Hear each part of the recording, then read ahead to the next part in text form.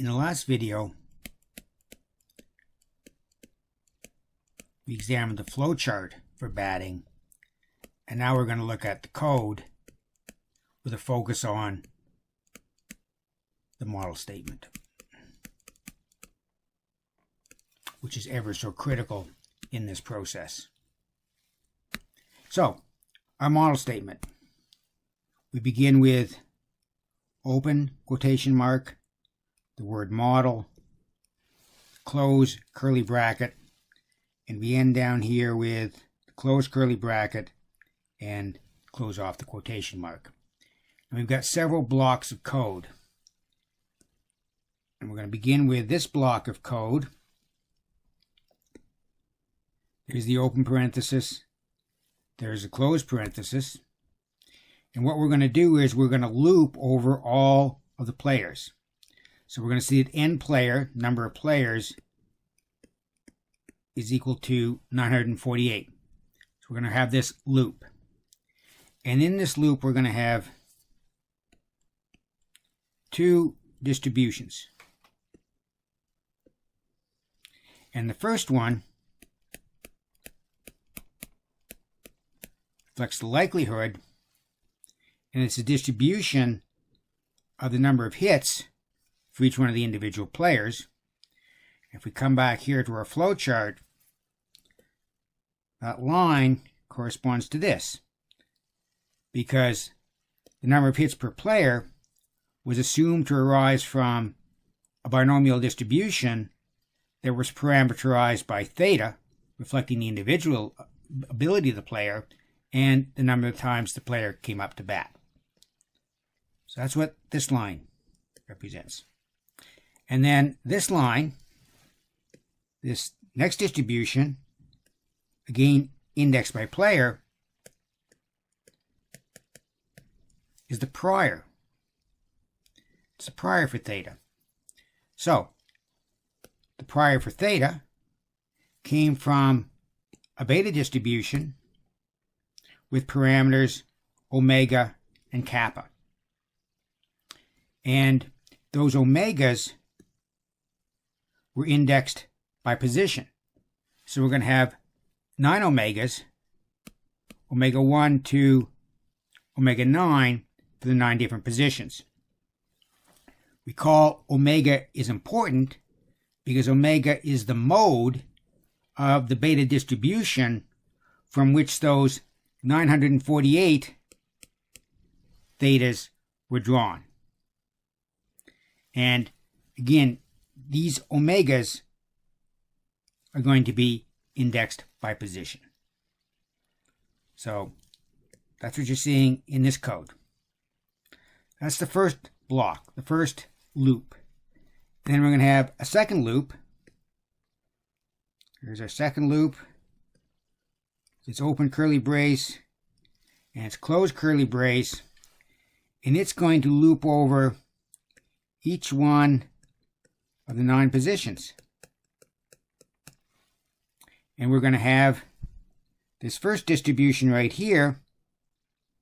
This first distribution right here is going to be our hyperprior for omega.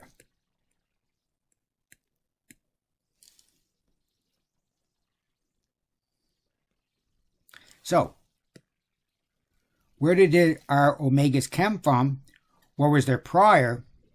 Their prior was a beta distribution that was parameterized by omega 0 and kappa 0. And again, our our omega 0 is going to be the item of focus because it is the mode of the beta distribution from which the 9 values of omega arose. So we can look at this omega as reflecting the general ability of a baseball player to hit the ball. So that's our hyperprior for omega. And then here, And I haven't really focused on this when we went over the flowchart because I was thinking at that time more about the concepts and really focusing on omega. But we have to take care of kappa, and so we need to specify a hyperprior for kappa. And it's going to be a little more detailed, a little more complicated than what was initially shown. So if we think about our hyperprior for kappa, think about a hyperprior for kappa. Where is it going to be? There it is right there.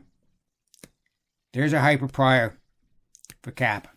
But as I said, it's a two-stage process. It's a little more complicated than is shown here.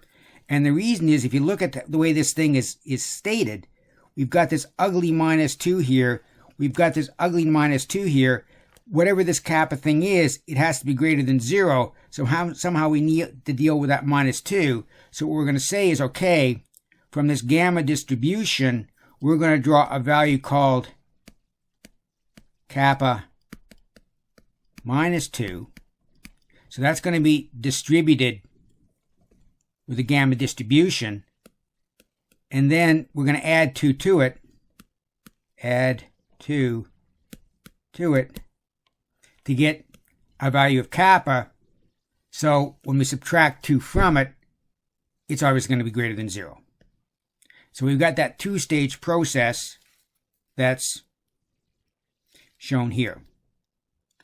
Now, what's noticeable is that when I was speaking about it, I did this item first. It said, okay, kappa -2 is going to arise from a gamma distribution, and I'm going to add 2 to it in order to make kappa. But the order does not matter for those two statements.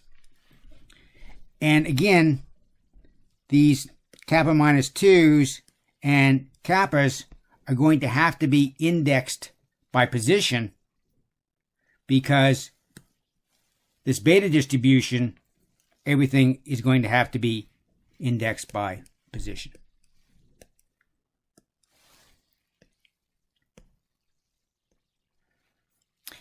And then we've got our hyperpriors.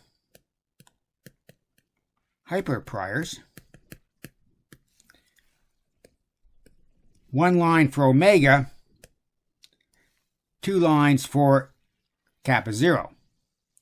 So for omega,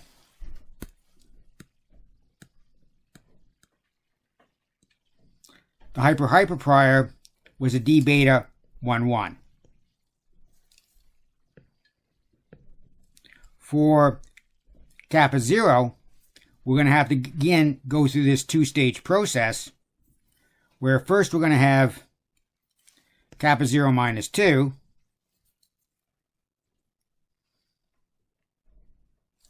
kappa -2, 0,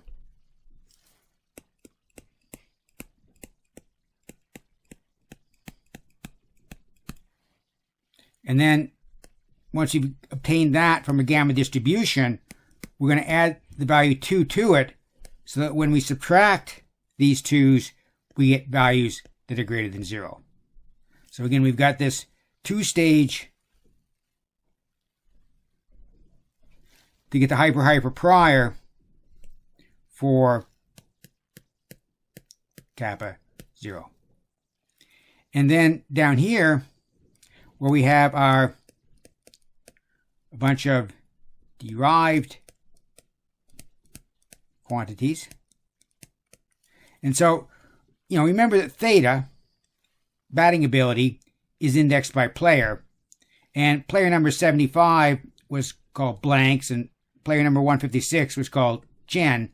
So I've just created these names to capture the batting ability associated with those particular players.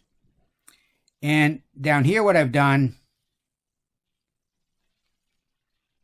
are these derived quantities that reflect the difference between blanks and Chen, Leak, and Rodriguez. So What we've done in this video is taken the flowchart, converted it to code, and in the next video we'll start to look at some of the interpretation of results.